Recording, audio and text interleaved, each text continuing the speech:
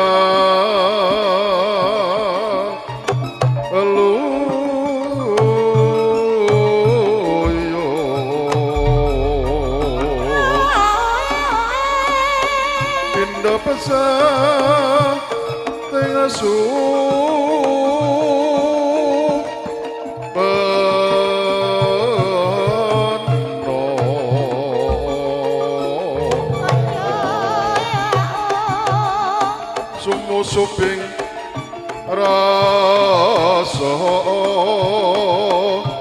ajati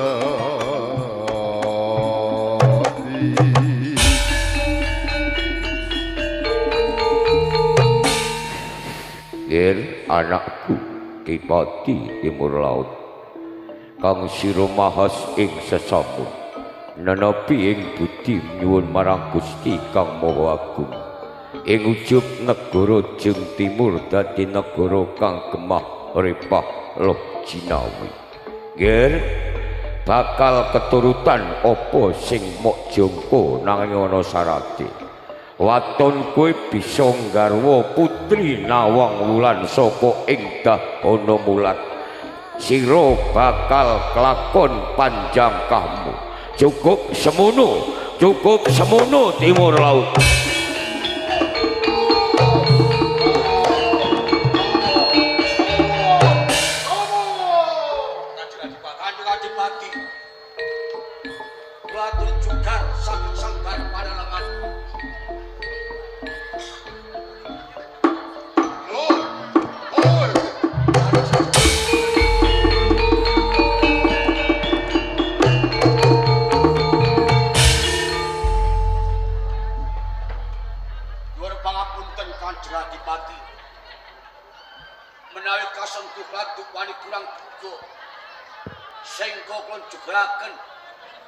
Kanjeng Adipati mapan wonten sanggar Padalangan saestunipun anggenipun talak broto menika sampun jangkep 40 dina. Wis jangkep 40 dina.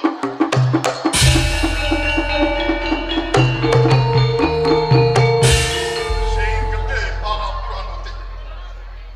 Kaya aku wis ora ngerti. Lelaku tak broto sanes sanggar pamujan. Anmoko suwak nalika suwuk. Kalamun aku turun medhon suwe sanggar pamujan.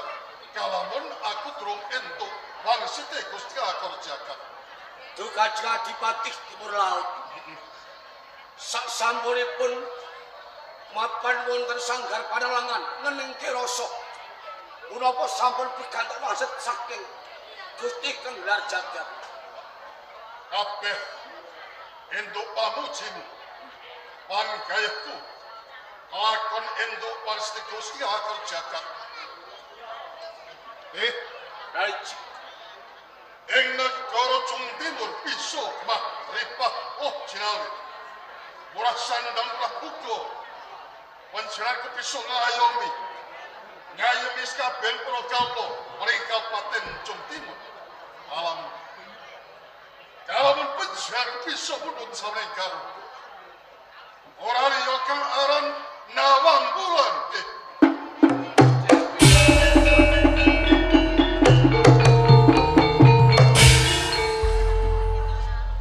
Kanjeng Adipati Timur Laut. Sastrinipun pikantuk wangsit.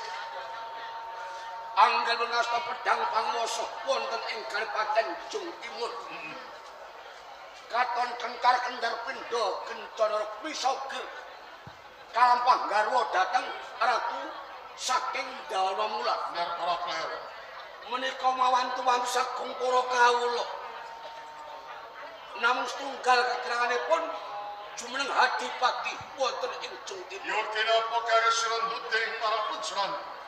Siji sing ora katuran aku. Namung dewa Kanjeng, namung komplange kapras mawen.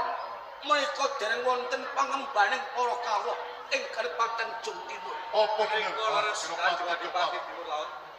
Napa ingkang dipunaturaken kalian Gusti Patih Jalayuda? Nek kabeh mau bener, pancen aku ngandhake. Dak coba kewasit kuwi mau. Aku bisa urip kanggo liya. Ing negara Cung Timur bisa kencal-kencal. Aku wis kondo kalamun pencelan.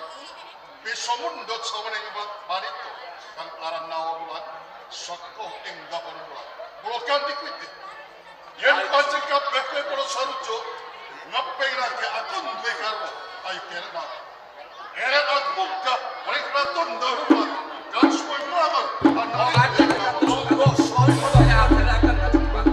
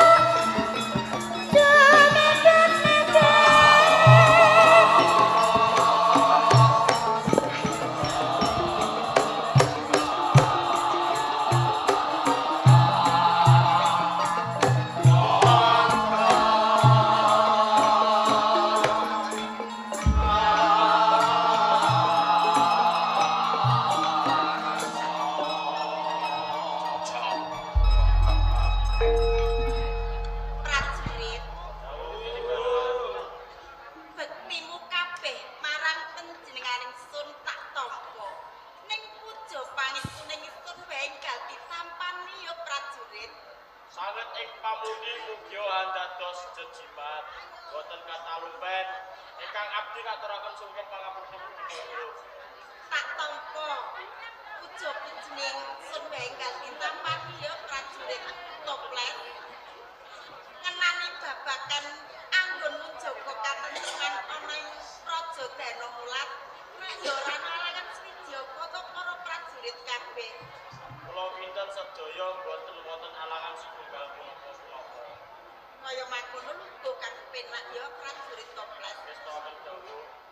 Senopati Pancala Dawuh dalem Sang Jwitaratu. ngenani babakan ana ing pisowanan agung Nggih. Praja Danamulat. Nggih, nggih.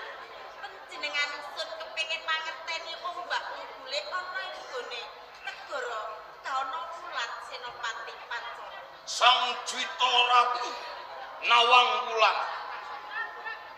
Titi wedal sakmenika ngenani katentreman wonten ing karaton Danamulat. Titi wedal sakmenika ayom tentrem gemah ripah loh jinawi katite sedaya para nayaka nayakaning praja mandhapipun para kawula lan prajurit sedaya sami sayekta kapti tansah ngangkat pakaryanipun negari sedaya menika namung nenggoda pangandika panjenengan Sang Jwitaratu. Jwitaratu Pancaka menawi nandhang mendhet pirsamanane ombak-umbuling suwasana wonten ing Praja Danamulat. Ampun wasumra. Saukering negari Danamulat tasih kacendokan Pancaka napa dening Pancala. Ibarat Danamulat kekudung lulang macan. Terus sinten ingkang pariwantun kekempel dalam kawibahan dalem. Najan to panjenengan menika namung nalih Drawijaya Putri. Nanging panjenengan sinungkanan dening sagung porandaning Danamulat. Awit sedaya kala boten wantun piyambakipun jarak dhateng kawibahan dalem. Pancaka lan Pancala ingkang tanggal jawab Jwitaratu. Sedaya menika leres awit wicaksana panjenengan anggenipun ngastu cempuriting adil wonten ing kraton Danamulat. Boten ban siladan dhateng kawulanipun Sang Jwitaratu. Senopati Pancaka lan Pancala. Nggih. Pancen panjenenganing sun duweni senopati saklorone kaya kang sira kabeh. Nggih. Ana ing negara Danamulat bakal tentrem ayem ora ana apa. Kedahipun mekaten Sang Jwitaratu. Lamula kuwi Nggih. panjenenganing sun pengenake supaya ing mengkone kang sira saklorone bisa nentremake negara ana ing Danamulat. Ampun wasumelang Jwitaratu. Ampun derek mikiraken dhateng Purwet karentenging negari ing Danamulat. Monggo kula aturi lungguh jegerang selo tumpang. Boten sisah panjenengan mubetaken jantraning pamerintahan ing Danamulat. Sedaya kula badhe kula pikul kaliyan adi kula Pancala. Menika leres Sang Jwitaratu. Senopati Pancaka lan Senopati Pancala. Kula pinimbalan. Panjenengan sun nilakaken panuwun tanpa upama marang sira saklorone. Nggih. Saking senajan to kaya mangkono. Panjenenganing sun iki ratu. Lho nggih. Kudu bisa nentremake, kudu bisa milah-milaken di sing bener lan di sing kleru. Saja. Ning Pandhawa Danamulat dunya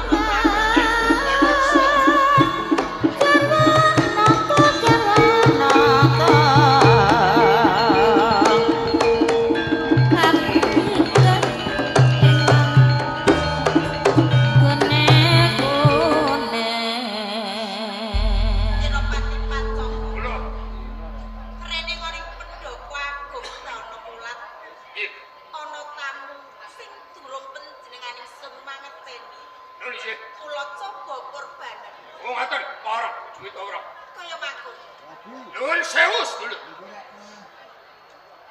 Panjenengan rawuh wonten ing dahana wulan.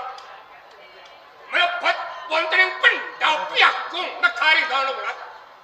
Panjenengan menika ingkang saking pundi lajeng sinten ingkang dados pepaharap panjenengan? Kisana dipun warake kemawon. Adoh saka Kabupaten Jawa Timur. Jawa Timur. Pangkat kula bupati. Asma kula Timur Laut. Dipati Timur Laut. Nggih. Saking Jawa Timur. Nggih. Adoh di. Adoh. Lajeng miyak sagunging para layakaning praja ingkang samya siniwa. Wonten kabetahan menapa Kanjeng Adipati Kula Timur? pun ringaken ados ing Kabupaten Jawa Timur tumuju wonten ing Kraton Dahamulat. Nggih. Kula kepengenake pinangke sesembahan putri wonten ing Kraton Dahamulat. Ngaten. Nggih, Semene sawetawis. yesaken. Jawitana Senopati Pancaka. miturut aturipun menika saking Jawa Timur. Ingkang paring asma Timur Laut. Sumedya bari pinangke piyambak dhateng Sugala. Kaya mangkon. Keng sira lungguh kabeh. Ngestaken dawuh. Nuwun dalem sewu Kanjeng Adipati. Menawi panjenengan Adipati saking Jawa Timur ingkang nami Timur Laut. Timur Laut. Nggih. Pangapuntenipun ingkang ageng. Jalaran panjenenganipun lagi sepisan iki mangerten. Lajeng menawi panjenengan munggah wonten ing pendapi negari Danamulat. Panjenengan duweni wigati menapa Kanjeng Adipati? Sangat Citaratu. Amprat saking kabeh para kawula sami unjuk rasa dhateng kula. Kula menika pangkate bupati Ngaten. Nereng Darang Anggati Karwo. Minangka karo Prameswar. Sang Citaratu. Kanjeng Adipati. Kula minta kanugrahan para kaya karo jagat. Wonten surakan wewedyan. Kalamun ing Jawa Timur saged kencar-kencar pindho kencana rupi. Kalamun kula menika mundhut sawane wanita seka ing Kraton Dahamulat Sang Citaratu. Negari panjenengan dalem saged tentrem. Menawi panjenengan saged mundhut garwa putri saking negari Danamulat. Menika leres. Kanjeng Adipati. Menawi ngendika panjenengan kados ngaten. Lajeng putri Danamulat kala wau sinten Kanjeng? Mboten sanes panjenengan piyambak Sang Citaratu.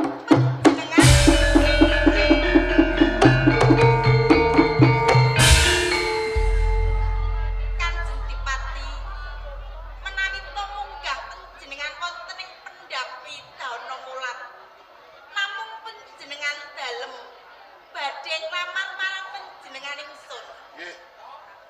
Bok menawi panjenenganipun dereng saged pawangsulan dhateng panjenengan. Sang Citaratu Senopati Pancala. menawi dipun keparengaken ing mriki kula ingkang badhe pawangsulan dhateng Adipati Jawa Timur. Wangsulan Yen pancen kaya mangkono. sampun dipun keparengaken Sang Citaratu. Papuntenipun panjenengan ngrantos pawangsulanipun Yo, aku ganti. Sang Citaratu Nawangulan. Pengertos pawangsulanipun. Nggih. Waduh.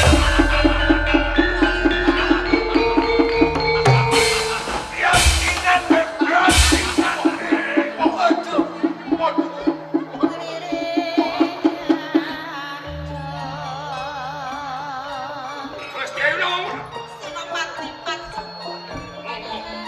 Kantoran pun barang datang. Terus, Adipati Jawa Timur menika tanggal jawab. Senopati Pancaka lan Pancaka. Ini gembala. Yen kena duwe mungkin lakno patos tak pasrahke marang Matur suwun monggo. Prajurit. Monggo jenengan panjenengan.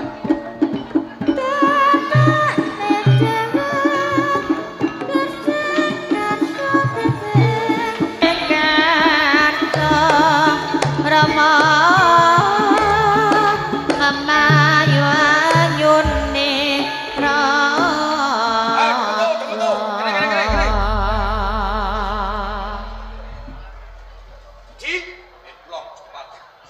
Kanjeng Adipati lakon munggah ana katon dana mulat menika leres. Ing menggone bakal mboyongi calon garwa Prameswari. Bapak titian Joli Jempono sing baku gajah lawu toke saka pandiran. Mulai sampun dipun keparengake kula nyuwun tambahi pangestu bagus.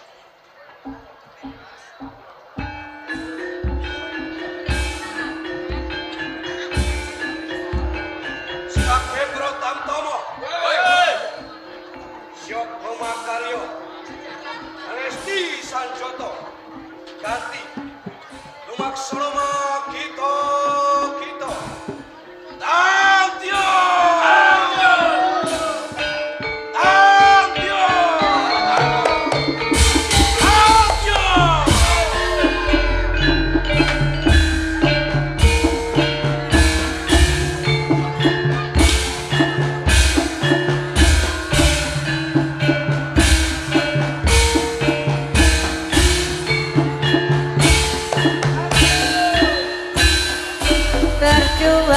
Berjuang membela kebenaran, berjuang memberontak kejahatan, membela kebenaran, memberontak kejahatan. Ya benar pasti menang.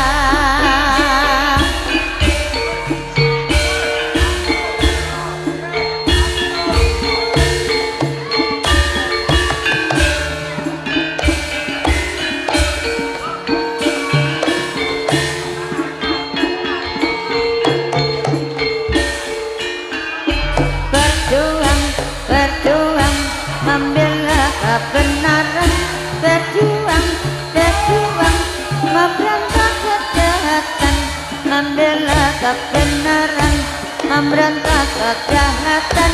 Ya benar pasti menang.